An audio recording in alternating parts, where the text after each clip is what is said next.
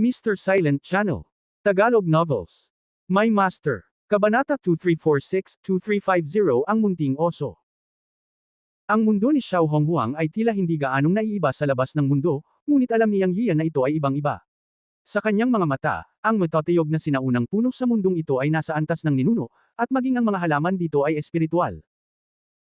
Ang mga katangian ng enerhiya na napuno sa mundo ay hindi ang enerhiya na nakabatay sa 5 elemento ng labas ng mundo, ngunit isang napakarahas, sinaunang at mapanglo na enerhiya, napakasimple.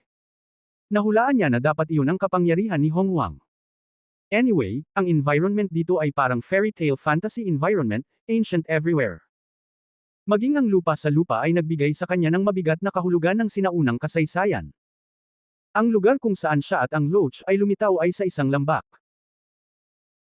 Matapos maglakad ng ilang hakbang, nakita niya ang ilang nilalang, mga insekto na kasing laki ng mga baka, mga ibon na kasing liit ng mga langgam, 5 mga ibon na may taas na higit sa isang tao, mga bulate na 12-12 metro ang haba. Lahat ay kakaiba sa lahat ng dako. Tila walang katalinuhan, at ito ay ganap na isang mabangis na hayop. Napakabango nito. Sa susunod na sandali, ang loach ay sumigaw na parang naglalaway, at sinuntok ito. Biglang nagkagulo ang buong lambak sa damuhan na ilang metro ang taas, at umalangaw ang lahat ng uri ng hiyawan ng takot. Natigilan si Yang Yiyo. Ang loach ay talagang nagsimula ng isang aktibidad sa pakete ng pagkain, at nawala sa isang kisap mata. Hindi niya napigil ang sumigaw at naglaho sa kailaliman ng lambak. Natakot si Yang Yiyo na baka may mangyari, kaya dali-dali niya itong hinabol. Ito ay isang maliit na prehistoric na lugar, at walang nakakaalam kung anong uri ng makapangyarihang mga nilalang ang lilito. Bagamat ang ilang mga nilalang na nakikita dito ay mga mababangas na hayop, ang kanilang mga anyo ay ganap na naiiba sa labas ng mundo, at nararamdaman niya na kahit isang maliit na insekto dito ay may malaking enerhiya sa katawan nito. Ang kapangyarihan ay maihahalin tulad sa kapangyarihan ng isang celestial na immortal. Ito ay ilan lamang sa mga ibon at insekto. Ngunit para sa loach, tila ang mga sinaunang ligaw na hayop na ito ay puno ng mahusay na tukso, at ito ay sumasalakay sa kanila at nagsimulang kumain. Originally, sabik siya sa nangyayari kaya naman dali-dali siyang sumigaw at hinabol pero mabilis na nawala sa paningin niya ang bilis ng loach. Bukod dito, naisip niya na marahil ang mga tinatawag na ligaw na hayop ay kapaki-pakinabang sa loach. Kung tutusin, pakiramdam niya ay may nakatagong enerhiya sa mga ligaw na hayop na ito. Kunpang kasi ang loach kaya hindi dapat ganoon kalala. Sa pag-iisip nito, tumigil na lang siya sa pag-aalala at dahan-daang sumunod. Anyway, may 6 o 7 buwan pa bago ang pagtatatag ng Cloud Gate Ceremony. Ramdam na ramdam niya ang kinaroroonan ng itim na lotus, kaya hindi na siya nagmadali. Kaya't sinundan ni Yang Yiyan ang mga sirang damo at mga puno, at naglakad ng ilang oras nang hindi nalalaman. Sa daan, nakita niya ang lahat ng uri ng likido, hulaan na ang mga ito ay dugo ng mababangas na hayop dito, na dapat iwanan kapag ang ibang mga loach ay kinakain. Siya. Mapait na ngumiti sa kanyang puso, nagtataka kung bakit interesado ang lalaking ito sa mga ligaw na nilalang dito. Pagkatapos ng ilang oras na paglalakad, nakakita siya ng isang imahinasyon. Ang lagay ng panahon at kapaligiran dito ay tila pareho kahit araw o gabi. Ang langit ay bughaw at may sikat ng araw, ngunit walang araw sa kalangitan. Gayunpaman, lumipas ang mahabang panahon, at ang langit ay palaging pareho. Ang lahat ay tila kakaiba, ngunit ito ay isang maliit na sinaunang mundo, isang nakalaan na mundo na nabuo sa pamamagitan ng paglikha ng mundo, kaya hindi ito nakakagulat. Pagkaraan ng ilang oras, hindi alam ni Yang Yiyu kung nasaan siya, ngunit sa wakas ay nakarinig siya ng ilang ingay. Umuungol. Buzz buzz buzz. 3 tunog. Ang unang tunog ay ang sigaw ng loach, na alam niya. Ang pangalawang tunog ay napakalalim, tulad ng isang malakas na nilalang. Ang pangatlong tunog ay isang buzz-buzz, ngunit ito ay walang patid, at ito ay parang tunog ng isang bubuyog na nagpapakpak ng kanyang mga pakpak. Sa pagkalkula ng oras, halos isang araw na ang nakalipas mula nang sumugod ang loach. Ang taong ito ay napakabilis, at kaya nitong sumaklaw ng libu-libong milya sa isang araw. Pagkatapos ng mahabang panahon, sino ang nakakaalam kung ano ang maaaring makatagpo niya sa maliit na sinaunang panahong mundo? Matapos marinig ang tunog, mabilis na sumugod si Yang Yiyo na kumikislap ang kanyang katawan at isipan. Sa wakas, pagkatapos ng mahigit 10 milya, sumugod siya sa isang kagubatan na may matatayog na puno. Napakadilim noong una, ngunit nang makapasok siya at dumaan sa kagubatan, biglang lumiwanag ang kanyang paningin, at lumitaw siya sa isang lugar na may malawak na tanawin. Buzz buzz buzz. Tumangala siyang Yiyo at biglang nakaramdam ng manhid ang kanyang anit. Ang langit ay napuno ng mga bubuyog. Tinakpan ng mga makukulay na bubuyog ang kalangitan. Ito ay isang malukong lupain na napapalibutan ng mga bundok sa tatlong panig. Ang pasukan ay isang kagubatan, na isang saradong lugar, ngunit ang lugar ay mukhang napakalaki. Sa sandaling lumabas ang kagubatan, mayroong isang napaka-flat na dagat ng mga bulaklak, isang dagat ng mga bulaklak na umaabot hanggang sa nakikita ng mata. Ang kakaiba ay kapag siyang Yiyo ay tumingin ng mabuti, ang mga bubuyog sa kalangitan ay kasing laki ng kamao ng isang nasa hustong gulang. Tila na mayroong maraming mga species, hindi bababa sa 12-dosenang mga species ng mga bubuyog.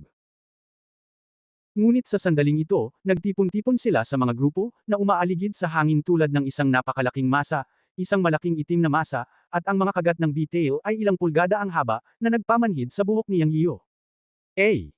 Ilang daang metro ang layo ay isang lawa, at ang mga bubuyog ay umaaligid sa lawa. Inactivate niyang Yiyan ang Eye of Heaven and Earth para tingnan, ngunit nalaman niyang ang loach, ang mata ko, ay nagtatago sa lawa, hindi ng ahas na ipakita ang kanyang ulo. Halatang takot ito sa mga bubuyog. Noong una, gustong lumabas niyang Yiyan upang iligtas, ngunit naisip niya ito at nagpigil. Alam niya ang kakayahan ng loach.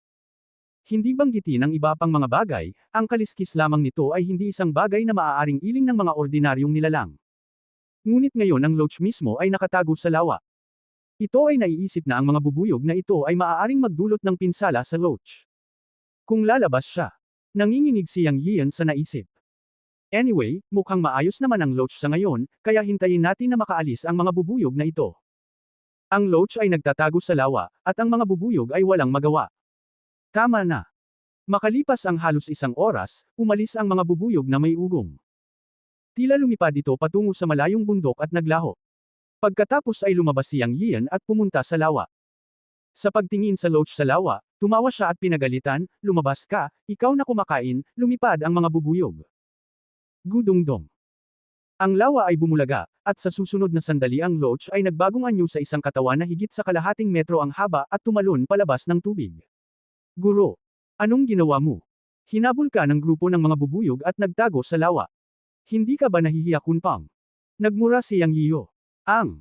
Malungkot na sinabi ni Loach, Guro, hindi mo ako masisisi. Naloko rin ako ng isa pang maliit na brat. Anong little brat? Kumunat ang noo niyang Yiyo. Lumitaw ang mga tao sa Little Wilderness. Ito ay medyo abnormal. Hinayla ni Loach ang kanyang ulo at bumulong, Guro, sa tumpak, ang munting brat na iyon ay isang primitive na demonyong oso. Nilinlang niya ako, at napakaraming mga bubuyog. Ang mga buntot ng mga bubuyog ay hindi lamang lason, ngunit mayroon ding primitive na kapangyarihan, na maaaring tumusok sa aking mga kaliskis. Kung kakaunti, maaari pa rin akong lumaban, ngunit kung mayroong higit pa, magtatago ako. Let's get to the point. Ano ang problema ng maliit na brat na iyon? Isang demonyo. Isang oso. Tanong niyang Yiyo. Ganito po, Master. Umikot ang ulo ni Loach at mabilis siyang nagpaliwanag. Lumalabas na tulad ng iniisip niyang Yiyo, naramdaman ni Loach na ang mga ligaw na hayop dito ay puno ng primitive aura, kaya naramdaman niyang nakakatulong ito sa kanya, at kumain siya ng marami sa lahat ng paraan. Pagkatapos, hindi kalayuan dito, may pasukan ng lambak sa bundok sa unahan, at nakilala niya ang isang maliit na batang lalaki na binago ng isang demonyong oso. Ang maliit na brat ay nakipag-chat kay Loach, at siya ay isang pagkain din. Sinabi niya kay Loach na mayroong pinakamasarap na pagkain sa mundo, pulot, sa lambak na ito, na maaaring maging malaking tulong sa paglilinang, ngunit ito ay binabantayan ng mga bubuyog. Ang ibig sabihin ng maliit na brat ay alam niya kung paano kunin ang mga kayamanang iyon at may karanasan, ngunit kailangan niya ang Loach para maakit ang mga bubuyog. Bilang resulta, sinumpan niyang Yiyo ang Loach dahil sa pagiging mahina. Una, matako siya at pangalawa, basta kumain, kaya niyang lumaki, kaya nakipagkasundo siya sa munting brat. Si Loach ay nagpunta upang akitin ang mga bubuyog, at ang maliit na anak ng demonyong oso ay nagpunta upang nakawin ang pulot. Pagkatapos ng pagtutulungan, ninakaw ng maliit na brat ang pulot, ngunit ang Loach ay kinubkob ng hindi mabilang na mga bubuyog. Sa huli, kinuha ng maliit na brat ang pulot at tumakbo palayo, at ang Loach ay nagtago sa lawa. Matapos marinig ito, mapait na ngumiti siyang Yiyo at sinabing, ito ang nararapat sa iyo. Maaari kang lumitaw sa Xiaohongwang Shapeshifting Demon Tribe. Paano ka magiging isang ordinaryong tao? Ginamit ka ng iba. Maswerte ka na hindi ka napatay ng mga bubuyog. Sinabi ko sa iyo na huwag tumakbo, ngunit nawala ka sa isang iglap. Guro, nagkamali ako. Ang Loach ay parang bata na nagkamali. Gustong sampiin ni Yang Yiyo noong una. Ang dakilang Kunpang ay nalinlang ng isang maliit na batang demonyong oso. Sa pilitang itinulak siya sa tubig ng isang grupo ng mga bubuyog. Nakakahiya talaga. Hindi, nakakahiya kay Kunpang. Ngunit pagkatapos ng lahat, ang Loach ay isang batang Kunpang. Bata lang ang IQ nito. Ang pangunahing punto ay na ito ay walang karanasan. Bukod dito, naramdaman niya na ang mga bubuyog na iyon ay napakalakas at kakaiba. Hindi niya kasalanan. Pagkaraan ng ilang sandali, nag-isip si Yang Yiyo at sinabing, dalhin mo ako upang hanapin ang maliit na batang demonyong oso. Ang mga oso ay ipinanganak upang sumuso ng pulot. Dapat ay hindi siya malayo rito. Aayusin ko ang score sa kanya. Si Loach ang kanyang bundok. Naloko ito ng isang oso. Isa rin itong sampal sa mukha niya bilang master. Hindi niya kayang lunukan ang hiningang ito. Kabanata 2347, naiintindihan ng lumilipad na oso. Ang kakaiba ng Little Wilderness ay naging napakaingat ni Yang Yian, ngunit para sa kanya, ang dapat niyang ingatan ay ang hindi kilalang kapaligiran ng Little Wilderness at ang mga higanteng hayop ng wilderness. Wala siyang pakialam sa mga naglilinang na nilalang. Palagi siyang matalino sa mga makapangyarihang naglilinang na nilalang. Kadalasan, ang mga matalinong nilalang ay nilinang sa tao. Kung may paglilinang, magkakaroon ng mga bahid. Hindi siya isang invincible existence. Sa mga mata ni Yang Yian, ang maliit na batang demonyong bear na naglalaro sa Loach ay ganito. Ayon sa mga salita ng Loach, isang foodie, hindi siya dapat maging isang walang talo na pag-iral. Sa kasong ito, kung binubuli niya ang Loach, isang foodie, dapat niyang bawiin ito, ang may-ari. Napakalaki ng lugar na ito. Ang lawa lamang ay tinatayang may ilang libong metro ang diametro, ngunit tila bilog ito sa pangkalahatan. Anyway, napapaligiran ito ng mga bundok sa tatlong gilid sa di kalayuan. Ang ibaba ng lawa ay tila nagmumula sa kagubatan ng siya ay pumasok. Tungkol naman sa upstream na pinagmulan, sinabi ng Loach na ito ay nasa bundok, at mayroong isang talon na ilang libong metro ang taas. Nakilala niya ang maliit na batang demonyong oso sa ibaba ng Agus.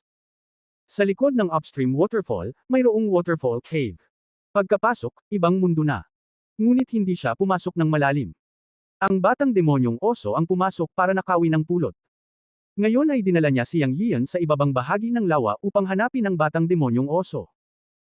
Guro, nakilala ko ang batang iyon dito, dinala ni Niekyu si Yang Yian sa isang malaking puno at sinabi.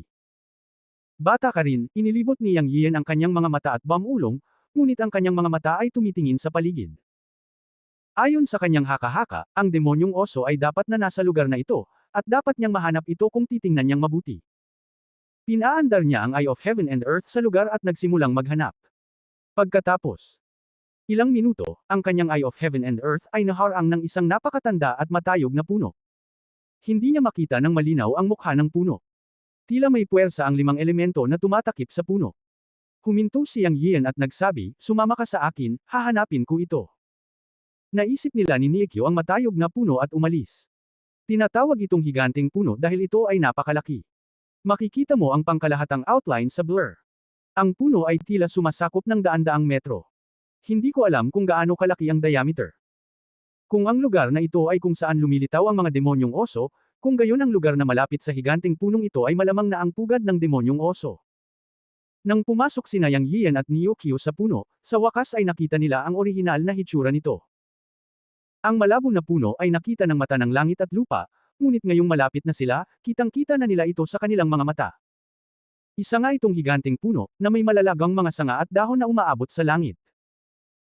Ito rin ay isang puno ng prutas ng ilang uri, na may isang uri ng pulang prutas sa ibabaw nito, tulad ng isang bangkos ng malalaking ubas, bawat isa ay kasing laki ng isang kamao. Napakabango ng prutas.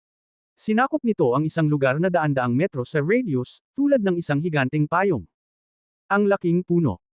Hindi napigilan ni Niekyo na mapabuntong hininga, ngunit ang sumunod na pangungusap ay direkta, mukhang prutas.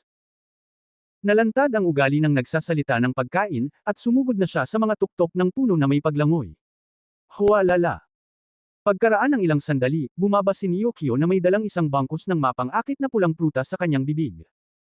Guro, kumain, ito ay napakatamis at may enerhiya. Ikaw foodie, kumain ka na lang kung kaya mo. Natahimik si Yang Yiyo at pinagalitan ang Loach. Wala na talagang pag-asa ang lalaking ito. Mula nang makapasok siya sa Little Wilderness, naging mahilig na siya sa pagkain. Kumakain siya. Lahat ng nakikita niya. Kahit nagmura, kinuha pa rin niya ang prutas na iniabot ng Loach, pumitas ng isa at kumagat. Talagang napakatamis, natutunaw sa bibig, at puno ng laway ang kanyang bibig. May nakatagong enerhiya din ang lumabas sa kanyang katawan. Bagamat isinumpo niya ang Loach sa hindi pagkain ng anuman ng random, alam niya na ang Loach ay mayroon pa ring kakayahang makilala. Kung tutusin, si Kunpang yun. Kung wala itong kakayahang makilala, ang pangalan ni Kunpang ay magiging walang kabuluhan. At sa kanyang pangunawa, walang mali sa mga prutas na ito. Tulad ng sinabi ng Loach, ang bawat prutas ay naglalaman ng enerhiya, at ito ay enerhiya na mas mataas kaysa sa walang kamatayang puwersa, ngunit ito ay napakarahas. Naisip niya na ito ang dapat na kapangyarihan ng ligaw. Ang mga nilalang na ipinanganak sa sinaunang Little Wilderness ay talagang medyo naiiba sa labas ng mundo. Ngunit ang marahas na enerhiya sa enerhiya ay hindi isang bagay na kayang tiisin ng mga ordinaryong tao. Ang anumang kapangyarihan ay may iba't ibang katangian. Sa pangkalahatan, ang walang kamatayang enerhiya ay medyo banayad, ngunit ang marahas na kapangyarihan sa ganitong uri ng prutas ay mapang-api at mabangis, na sumasalungat sa walang kamatayang enerhiya. Ang enerhiya na nilunok ni Yang Yiyo ay sumabog sa kanyang katawan. Nagbago ang kanyang mukha, ngunit hindi siya nagpanik. Ginalaw niya ang kanyang isip at sinimulang gamitin ang panloob at panlabas na mga kasanayan ng sansinukob. Para sa kanya, ang mga kasanayan sa Shinto ay mas malakas kaysa sa anumang immortal. Hanggat ito ang kapangyarihan na umiiral sa immortal na mundo, ayon sa teorya, maaari niyang pinuhin ito sa pamamagitan ng panloob at panlabas na mga kasanayan ng universo at ibahin ito sa kapangyarihan ng Shinto na maaari niyang kontrolin sa kanyang katawan. Ito ay sinubukan at nasubok ng maraming beses. Sa simula, maaari pa niyang pinuhin ang enerhiya ng demonyo. Ang kapangyarihan ng ligaw na nakapaloob sa isang prutas ay natural na hindi isang problema. Ang oras na ito ay walang pagbubukod. Sa isang kisap mata, ang marahas na enerhiya sa prutas na ito ay napino. Tingnan ang Foodie Loach, hawak ang isang bangkos ng mga pulang prutas sa kanyang mga braso, kumakain ng isa-isa, at ito ay napakatamis. Makikitang walang epekto sa kanya ang marahas na enerhiyang nakapaloob sa prutas. Kung iisipin, ang taong ito ay si Kunpang, isang napakatanda at makapangyarihang nilalang. Ang kanyang mga ninuno ay umiral na bago palikhain ang mundo. Naturally, ang kapangyarihan ng mundo noong panahong iyon ay mas makapangyarihan kaysa ngayon. Ang maliit na bit ng marahas na kapangyarihan ay isang piraso ng cake para sa Loach.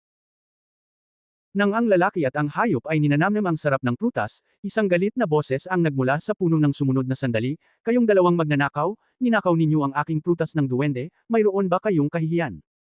Sino ang nagbigay sa inyo ng lakas ng loob na nakawin ito?" Nagtatanong, nagagalit. Biglang tumangala si Yang Yiyo at ang Loach sa susunod na sandali. Hindi lamang nagbago ang kanilang mga mukha. Ang boses ay umalangaw-ngaw mula sa mga puno sa itaas ng kanilang mga ulo, na masasabing napakalapit, ngunit hindi nila ito napansin. "Guru."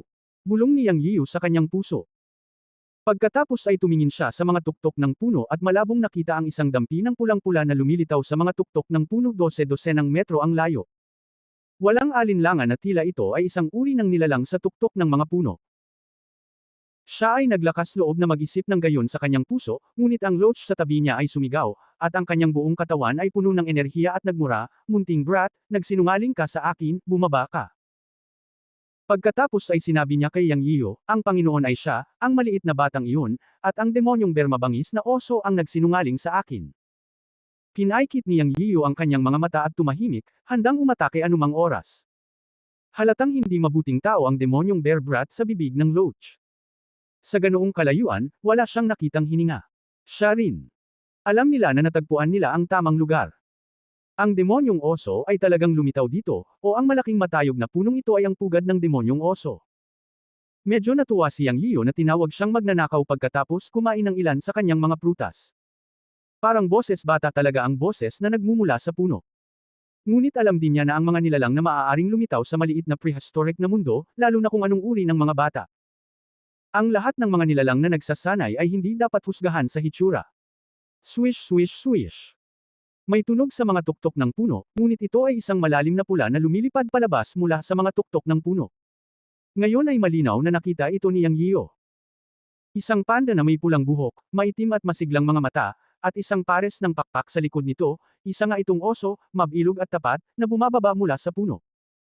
Pagkatapos ay bumagsak ito sa lupa, at sa isang flash ng pulang ilaw, ito ay naging isang bata. Siya. Mukhang mga 10 taong gulang, nakayapak, nakasuot ng isang set ng baluti, na may mahabang pulang buhok na nakatabing sa kanyang mga balikat, at hindi matangkad, mga 1.23 metro. Bagamat naging anyo ng tao, chubby pa rin siya at napaka-cute, na hindi nakakaramdam ng puot sa mga tao. Siyempre, hindi nakakaramdam ng anumang puot mula sa batang ito si Yang Yiyo, na naging dahilan ng kaunting ginhawa sa kanya, ngunit hindi pa rin niya binaygo ang kanyang pagbabantay. Nakaramdam siya ng maringal na demonyong aura mula sa batang ito, na napakalakas, kahit papaano ay maihahambing sa aura ng dakilang kaperpekto ng Immortal Venerable. Siya. Mukha talagang bata, chubby at medyo cute. Sa sandaling ito, ang maliit na brat ay bumaba mula sa puno at lumapag ng 10 metro ang layo mula kina Yang Yiyo at Niekyo, at galit na nagsabi, "Huwag kang magsalita ng walang kaparekan, malaking surot, tumakas ka ng mag-isa, hindi ko sinira ang aking pangako." Nung time na yun pumayag akong ibigay sa'yo yung kalahati ng pulot nung nakuha ko pero paglabas ko nawala ka. Sinisisi mo ba ako? Isa pa, ninakaw niyo ang prutas kung duwende nang walang pahintulot ko, magnanakaw lang kayo. Kung hindi mo ako bibigyan ng paliwanag, kakainin kita ngayon. Isa pa, hayaan mong sabihin ko sa iyo ang dalawang bumpkin ng bansa, hindi ako demonyong oso, ako ang nag-iisang lumilipad na oso sa mundo Fei Xiong, isang alien species mula sa langit at lupa, naiintindihan mo ba? Kabanata 2348, nagalit si Loach at nilabanan ang lumilipad na oso. Pagkatapos ng lahat ng pag-uusap na ito, hindi pa rin ito oso. Gumagawa ka ng mga palusot na bata ka. Hinahabol ako ng mga bubuyog kung saan-saan at hindi ako makatakas. Anyway, ikaw ang nanloloko sa akin. Ilabas mo ang pulot, o hindi kita papakawalan ngayon. Halatang hindi maipasok ni Loach ang kanyang bibig, ngunit binyantaan din niya si Flying Bear at hindi nagpakita ng kahinaan. Tumabi si Yang Yiyo. Pinagmasdan niya si Loach at ang maliit na brat na nagtatalo at hindi niya maiwasang mapangiti ng mapait. Ito ay isang pagtatalo lamang sa pagitan ng dalawang maliliit na brats. Ngunit nang marinig niya ang demonyong oso na ito na nagsasabing siya ay isang lumilipad na oso, nakaramdam siya ng kaunting interes. Mukha nga itong oso, ngunit mayroon itong pulang sutla na buhok sa buong katawan at isang pares ng mga pakpak sa likod nito. Ito ang unang pagkakataon na nakakita siya ng ganitong tribo ng oso. Siguro ito ay talagang isang uri ng alien species.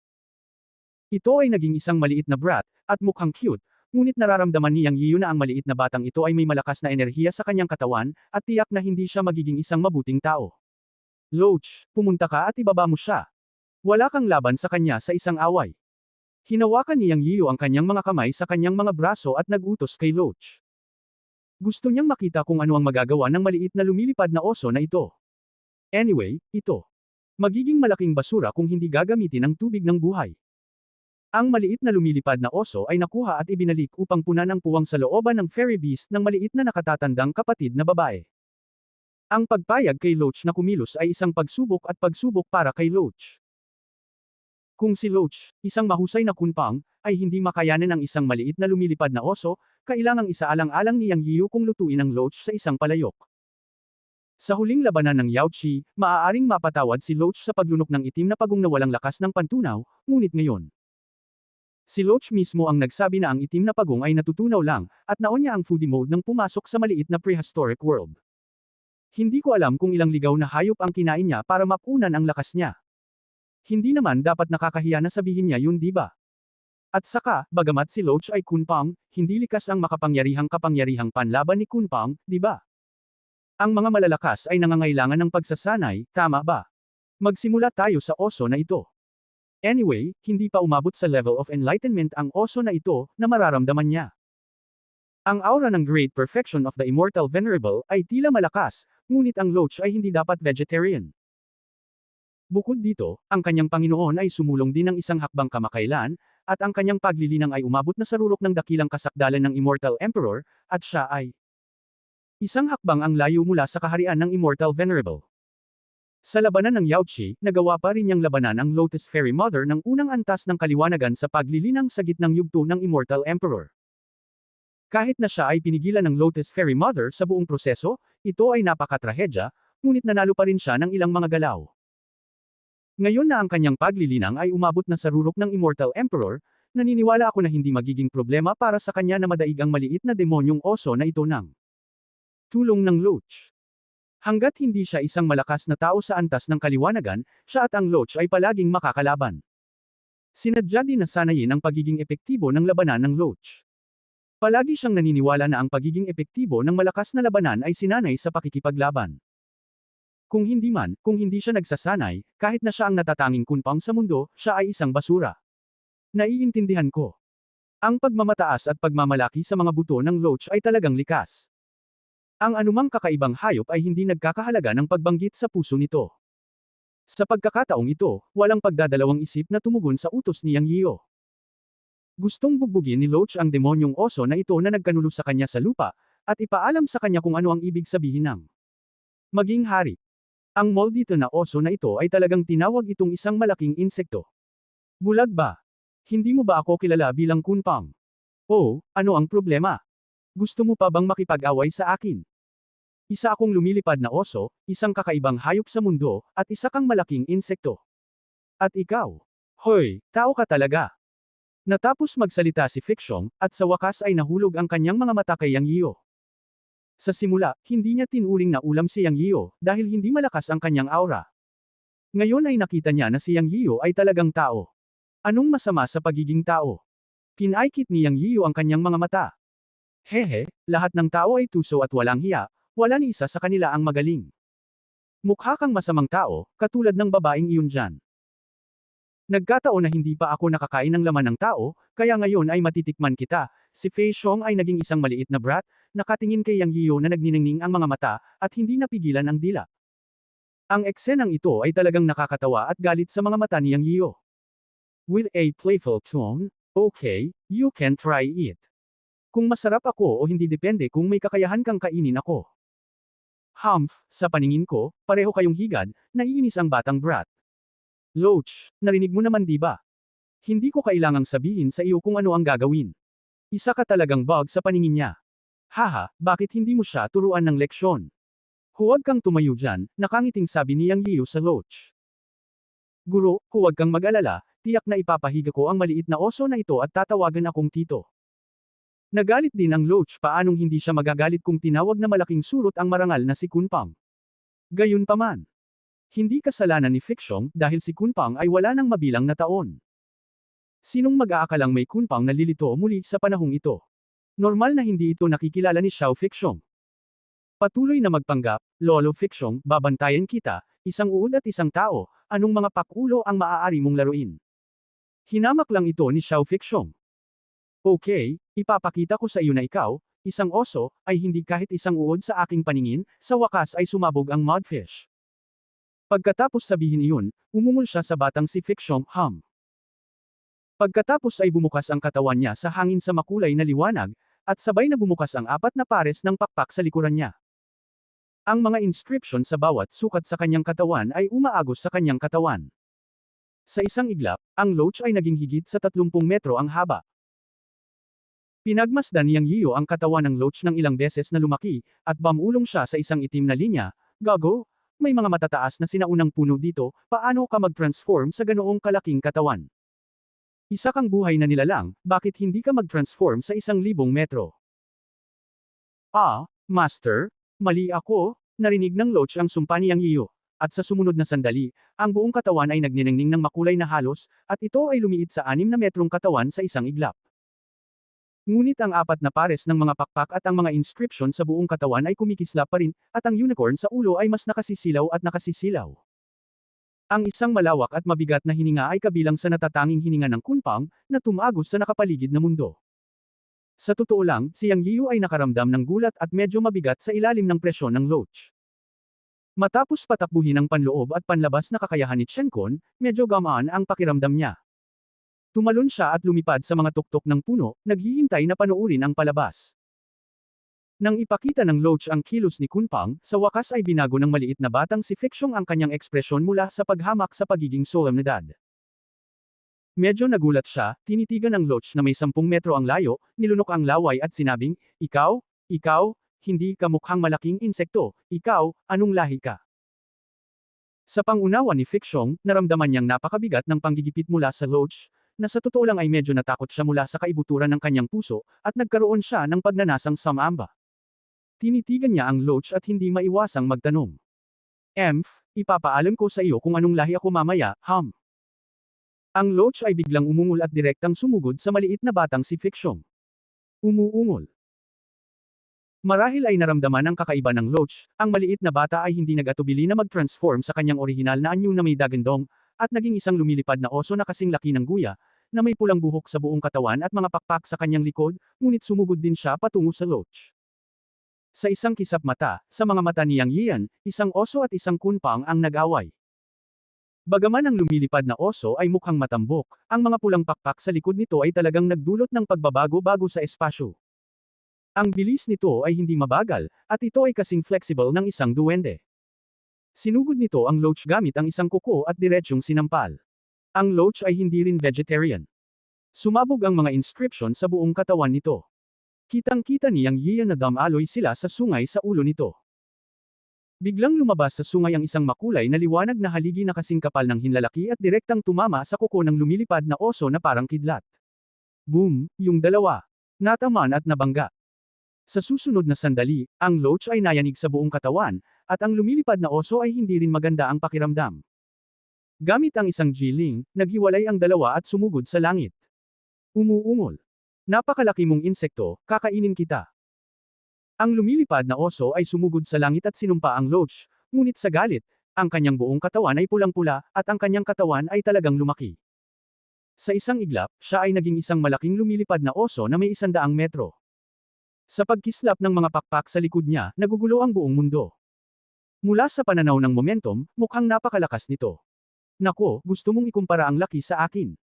Kanina lang, 30 meters ang katawan mo, at lumiit na naman.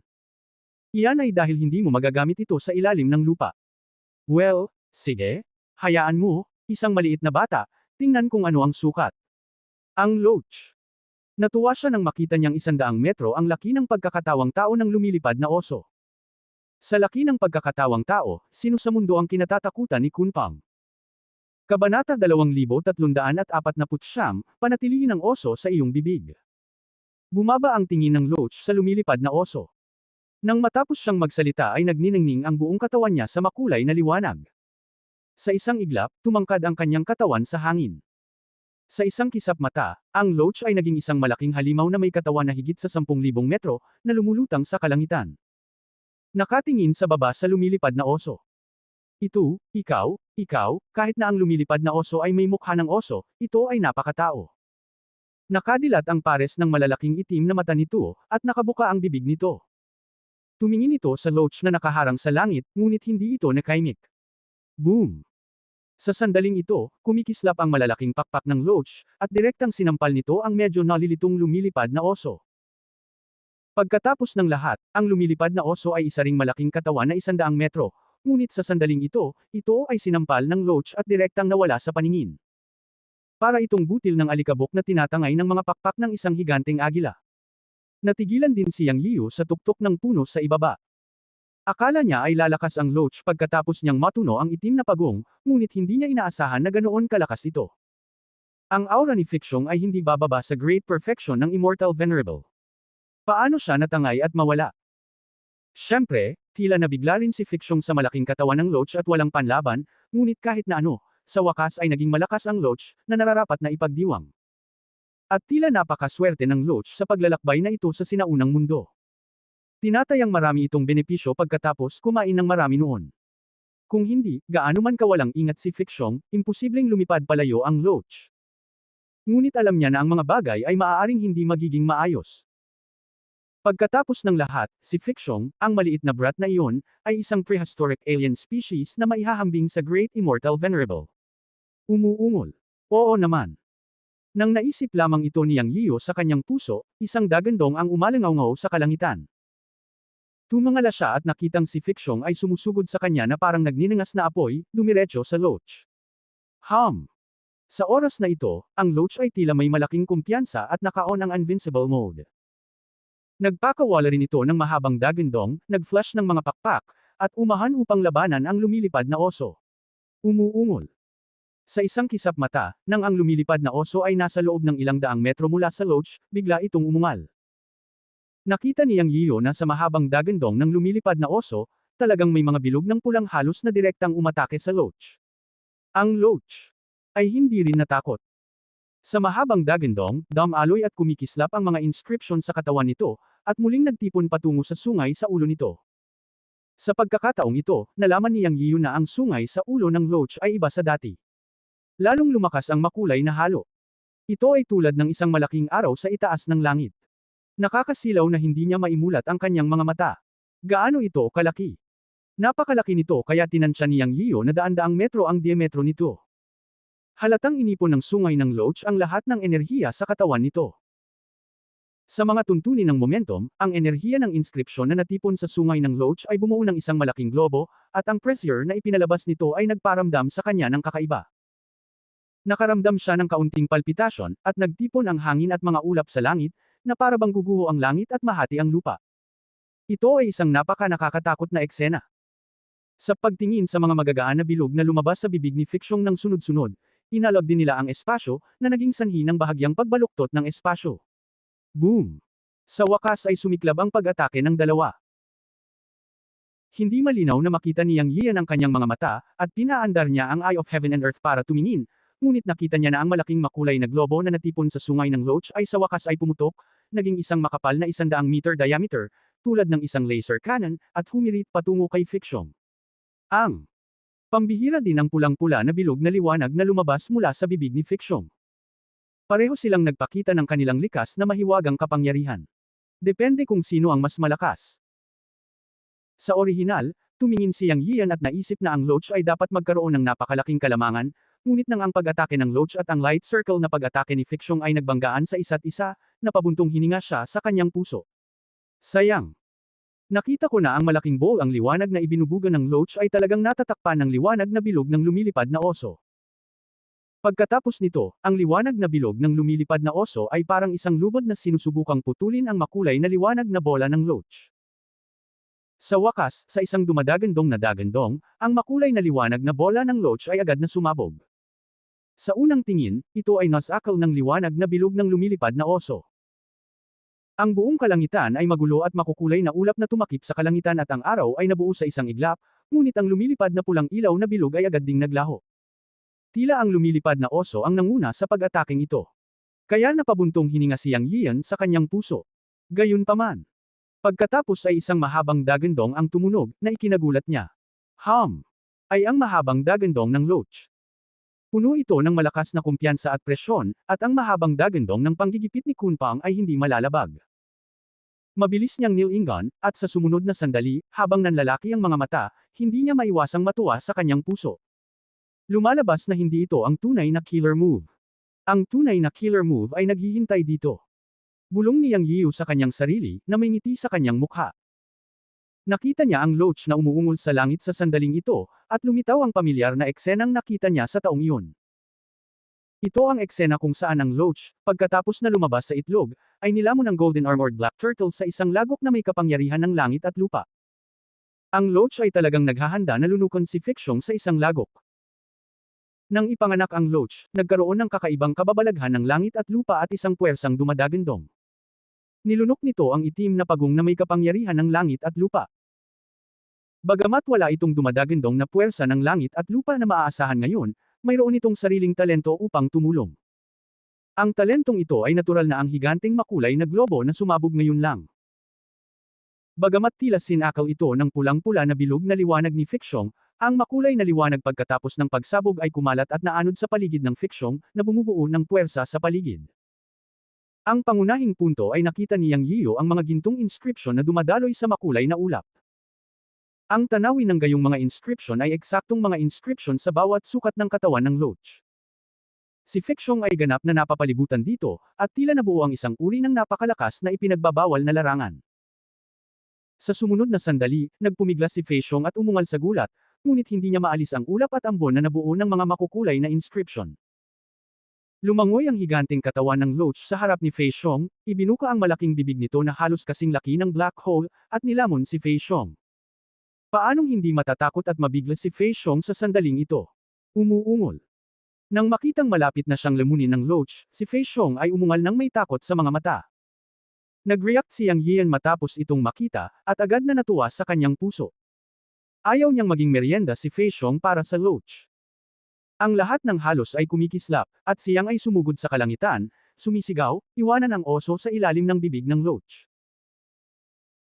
Anong biro, nangako ako sa nakababatang kapatid na babae na maghanap ng isang fairy beast para sa Yunmen Fairy Beast Academy, at itong Fei Xiong, maging sa hitsura o lakas, ay talagang napakakaakit-akit, katumbas ng antas ng isang dakilang diwata, at hindi ko hahayaang sirain ito ng loach. Ang punto ay nasaksihan niya ngayon ang makapangyarihang talento ng loach. Ang lalaking ito ay kayang lunukan ng anumang bagay sa isang kagat. Ang malakas na bowl ang liwanag na nabuo ng kakaibang 7 kulay na liwanag ay talagang naghatid ng lahat ng mga inscription sa katawan nito. Ito ay talagang hindi simple. Paano magiging ordinaryo ang mga inscription sa Kunpang? Ito pa rin ang panahon ng paglaki ng loach. Ngayon ay maaari na nitong lunukan ang prehistoric alien species sa antas ng Great Immortal Venerable. Sa hinaharap, ang paglunok sa mga immortal sa antas ng kaliwanagan ay maaaring hindi isang problema. Ang pag-iisip pa lang ay gumagaan na ang pakiramdam ko. Ngayon, ang taong ito ay sa wakas ay nagpakita ng kilos ng isang kunpang sa universo. Kontento na si Yang. Pagkatapos sumigaw, lumapit siya sa langit at lumutang sa pagitan ng loach at ng lumilipad na oso. Matapos sigawan ni Yang, ang loach ay kailangang huminto kahit na nag-aatubili siya. Ngunit hindi pa rin siya nasisiyahan at sinabing, "Guro, hayaan mo lang akong lamunin ang maliit na demonyong oso na ito sa isang kagat lang." Napakasama ng batang ito. Ipapaalam ko sa kanya kung ano ang ibig sabihin ng pagiging tunay na Panginoon ng Sansinukob. Isa lamang siyang prehistoric alien species. Siya ay wala. Mapait na ngumiti si Yang Yiu at sinabing, "Okay, magagamit ko ang oso na ito, kaya huwag kang magingay." Pagkatapos noon, tumingin si Yang Yiu kay Fiksyong na nakakulong sa mahiwagang kapangyarihan ng loach, at ngumiti at sinabing, "Munting Fiksyong, gusto mo bang mabuhay? Pag-isipan mo ito. Mangyaring iligtas ako, huwag kang magalit."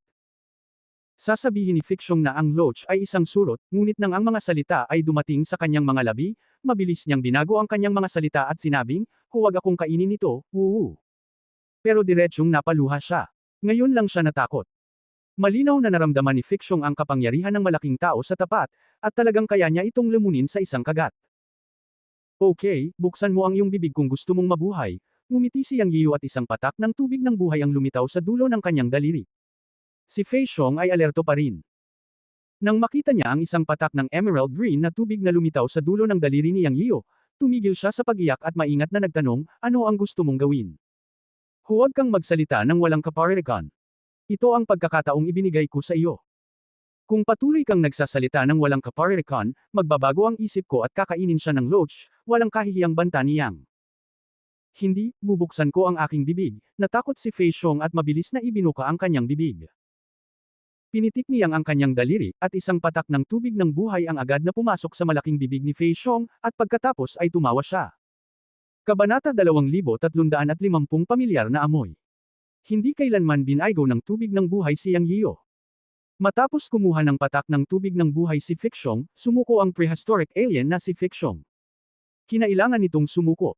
Pinaandar niyang ang tubig ng buhay, at agad na naging duwag si Fiksyong. "Kumbinsido ka ba?" Sa ilalim ng malaking puno kung saan naroon si Fiksyong, mahinang nagtanong si Yang, nakatingin kay Fiksyong na nakahandusay sa lupa na parang patay na aso. "Kumbinsido ka ba?" Ang kunpang na may 3 metrong haba ay tumingkayad sa tabi ni Yang, na nagkukunwaring makapangyarihan. "Ako. Kumbinsido ako," mahinang sagot ni Fiksyong. "Ano ang itatawag ko sa iyo?" Nakangiting tanong ni Yang. Guro, mabilis na sagot ni Fiksyong. "Okay, bumangon ka, alam mo lang ang mga patakaran." Nasiyahan si Yang Yiu sa kasalukuyang saloobin ni Fiksyong. Sa sumunod na sandali, namula ang buong katawan ni Fei Xiong, at bumalik siya sa chubby na maliit na shed na dati niyang pinuntahan, maliban sa isang pares ng mga mata na umiikot sa paligid, na sumire sa kanyang inosenteng tingin. Kung hindi, siya ay mukhang mga 10 taong gulang, cute at walang muwang, at isang napakakagiliw-giliw na lalaki. Maaaring siya ay isang matandang duwende na nag-ensayo para sa who knows kung ilang taon na. "May pangalan ka ba?" Tanong ni Yang Yian kay Fei Xiong. "Aking master, hindi." Umiling si Fei Xiong at sumagot. "Then call me little brat." Casual na nagbigay ng pangalan ang masamang Yang, syempre, seryoso, ito ay palayaw lamang para kay Fei Xiong. Ayoko, walang pag-aalinlangan na umiling si Fei Xiong. Yun lang, hindi valid ang objection, tatawagan kitang little brat. Siyang ay sobrang dominante at hindi nagbigay ng anumang puwang para sa negosasyon. Sa oras na ito, ang loach sa gilid ay ngumisi at sinabing, dapat kang makontento. Ang aking dakilang master na si Kunpang ay tinatawag na loach. Mas maganda kung tawagin kang maliit, haha. Si Loach, na palaging naaabala sa kanyang pangalan, sa wakas ay nakaramdam ng balanse pagkatapos marinig ang pangalang ibinigay niyang kay Fiksyong. Napakasarap sa pakiramdam. Ako. Fiksyong, hindi, dapat itong tawaging maliit na brat ngayon. Sobrang agrabyado ang naramdaman niya. Pagtingin kay Yang na nakatitig sa kanya, napaawang ang labi niya at nangingilid ang mga luha sa kanyang mga mata. Huwag ay bully ang mga bear na ganito. Okay lang na magkaisa at bugbugin mo ako, at inaamin ko rin na pilit mo akong pinapasuko, pero hindi man lang kita binibigyan ng pagkakataon na bigyan ka ng pangalan. Bullying bear. Magpigil ka, kapag nanggugulo ka ulit, babawiin ko yung mga binti mo. Walang awa na sigaw niyang kay Fiksyong. Sa katunayan, alam niya na ang maliit na matabang brat na ito, sa ilalim ng tila cute na hitsura, ay talagang napakatalino. Anyway, ilang beses siyang mas matalino kaysa sa foodie loach. Ngayon ay nagsimula na naman siyang kumilos ng nakakaawa. Okay, master. Sa sumunod na segundo, nawala ang mga luha sa mata ng munting brat, at bumalik sa normal ang ekspresyon ng mukha nito. Masunurin siyang tumayo at mabilis na sumagot. Ngumisi si Yang sa kanyang puso. Ang bait talaga ng lalaking ito. Alam niya kung paano gamitin ang kanyang cute na ekspresyon para manlinlang ng simpatiya. Buti na lang body ko yung lalaking yun. Kung babae ito, siguradong maloloko siya ngayon. Hindi, ipapaliwanag ko sa aking nakatatandang kapatid na babae ang tungkol sa maliit na batang ito mamaya. Huwag magdulot ng anumang gulo sa hinaharap. Siyang ay nasa mabuting kalooban pagkatapos na supilan ang isang maliit na bata na lumilipad na oso ng antas ng Great Immortal Venerable. Siyempre, ang pinakamalaking nagambag ay ang loach. Kung hindi dahil sa kakaibang nakagapos na inscription ng loach na nakakulong sa munting brat at hindi na siya makagalaw, hindi sana siya madaling pamitik ng kanyang mga daliri upang bigyan ang munting brat ng isang patak ng tubig ng buhay, sa gayoy makokontrol ang buhay at kamatayan ng munting brat at naging masunurin siya. Bilang tugon, pinuri niyang ang loach, na may hinanakit pa rin sa kanyang puso, at sinabing, Loach, maganda ang ginawa mo sa pagkakataong ito. Nakagawa ka ng unang kontribusyon. Gagantimpalaan kita mamaya. Ipinakita mo ang estilo ni Kunpang sa labanang ito. Patuloy na magtrabaho ng gusto sa hinaharap. Tao man o halimaw, lahat ay gustong purihin. Si Loach, isang Kunpang na may immature mind, ay walang exception. Halos malunok niya si Fiksyong sa isang kagat at kumain ng masarap, ngunit nagambala siya ng kanyang amo na si Yang Yian. Bagamat hindi siya naglakas loob na magsalita, medyo hindi pa rin siya masaya. Nang marinig ang papuri niyang ay agad siyang natuwa. Nawala ng tuluyan ang hinanakit sa kanyang puso. Masayang sinabi niya, Guru, huwag kang mag-alala. Magsusumikap ako sa hinaharap para tulungan kang masupol ang mas maliliit na halimaw upang paglingkuran ka. Sok, give me some bright and stupid things from the Sunshine Family, Fiksyong, na nakatayo sa tabi niya, disdainted na bamulong kay Loach matapos itong marinig, na may ekspresyon sa mukha na hindi online ang IQ mo. Anong pinagsasabi mo, little brat? Naghahanap ka ba ng away? Matalim ang mata ni Loach at agad na sumabog. Ang maliit na brat ay lumiit sa kanyang leeg at tumawa, huwag kang magalit, Boss Loach. Ibig kong sabihin ikaw ay matapang at makapangyarihan, at susundan kita mula ngayon. Alam na ngayon ng munting brat ang totoong pagkatao ni Loach. Hindi niya inaasahan na ito ay Kunpang. Pagkatapos lahat, ang maliit na brat ay isang prehistoric alien species na may mga sinaunang minanang alaala. Likas na pamilyar siya sa maalamat na Kunpang, ngunit hindi pa niya ito nakita. Ngayong alam na niya ang pagkakakilanlan ni Loach, natural na hindi siya maglakas loob na kumilos ng padalos-dalos. Tsaka muntik na siyang lumunin ni Loach kanina. Ang sarap ng kamatayan ay nagpapapalpitate pa rin siya. Kung hindi pa huminto si Yang Yio, alam niyang magiging merienda siya ni Kunpang. Ang maliit na brat ay natatakot at napupuot kay Loach.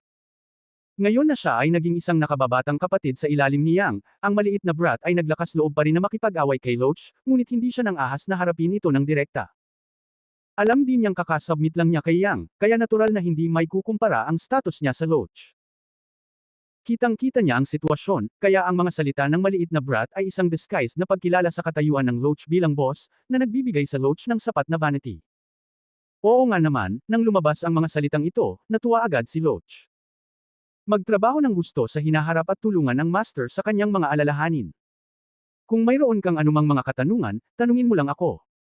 Ang Loach ay mabilis na pumasok sa papel ng amo, na nakakaramdam ng labis na pagmamalaki, at inutusan ang maliit na brat. Oo, tiyak na magsusumikap ako upang matulungan ang master sa kanyang mga alalahanin sa hinaharap. Siyempre, lahat ay ibabatay sa Boss Loach. Ang matalinong maliit na brat na salita ay mas mahusay kaysa sa 10 Loach. Nakita ni Yang Yiyo ang eksenang ito, ngunit hindi ito nagsalita. It was a good thing for him na competitive ang mga little brothers na tinanggap niya.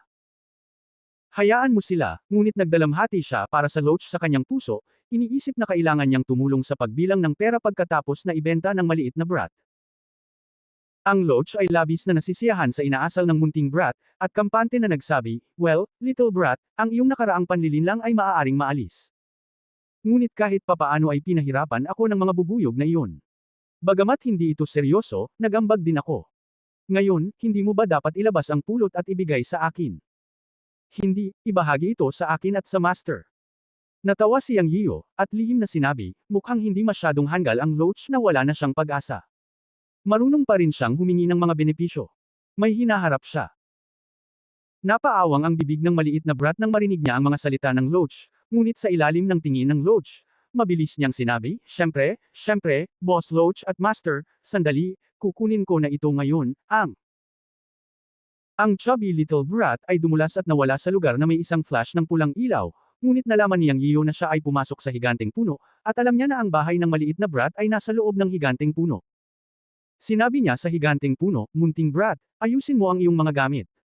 Iiwan natin si Xiao Honghuang sa hinaharap. Dahil nasukol na niya ang munting brat, ang lumilipad na oso, natural niyang aalisin siya at hindi na siya hahayaang manatili pa rito. Pagkatapos, ilang saglit, lumabas sa higanteng puno ang munting brat, namumula ang mga mata at sinabi niya, "Guro, saan tayo pupunta sa hinaharap?" Habang siya ay nagsasalita, isang kahoy na sisidlan ang lumitaw sa kanyang kamay at iniabot ito, na nagsasabi, "Ito ang pulot pukyutan mula sa dati, ito lamang ang." Kinuha ni Yang Yiyan ang kahoy na sisidlan ng hindi magalang. Alam niyang hindi dapat ordinaryo ang pulot na iniisip ng munting brat. Habang binubuksan ang takip ng kahoy na sisidlan, sinabi niya, "Huwag kang mag-alala, dadalhin kita sa Yunmen sa hinaharap. Iyon ang aking tarangkahan ng engkanto, at may mga magagandang bagay na hindi mo matatapos kumain." Ito ay. Sa sandaling ito, binuksan niya ang takip ng kahoy na sisidlan, at mayroon ngang pulot sa loob, ngunit ang amoy ng pulot ay nagbigay sa kanya ng napakapamilyar na amoy. Naalala niya tuloy ang nangyari sa Blue Heart Garden. Sa Blue Heart Garden na itinayo ng Blue Heart Fairy King, mayroon ding pulot, at mayroon ding honey crystal. Doon din niya nakuha ang mana ng Blue Heart Fairy King, si Fang Con Chen Kun. Siya. Nakilala rin ang Six-Eared Macaque, ang Nine-Winged Queen Bee, at Sister Jeer. Gayunpaman, ngayon, nang buksan niya ang takip na gawa sa kahoy at amoy ang pulot sa loob, ang amoy nito ay eksaktong kapareho ng pulot na nakuha niya mula sa Blue Heart Fairy King. Naisip niya kaagad ang Bee Fairy Jeer. Dahil ang lasa ng pulot ay napakapamilyar, maraming mga bubuyog sa mundo ng engkanto, at ang pulot ay likas na sagana, ngunit ang pulot na may parehong amoy ay bihira. Upang himukin ang mga bubuyog na magtimpla ng pulot, lahat ay may kakaibang lihim na pamamaraan, at ang ganitong uri ng pulot ay halos isang kayamanan ng langit at lupa. Naniniwala si Yang Yiyo na kakaunti lamang ang maaaring magtimpla nito. Si Sister Jeer lang, na isang bee fairy at kayang kontrolin ang mga taluktok ng mundo, ang makakagawa nito. End of this chapter. Pahingi naman ng like, share at subscribe mo na rin para updated ka sa susunod na kabanata. Salamat.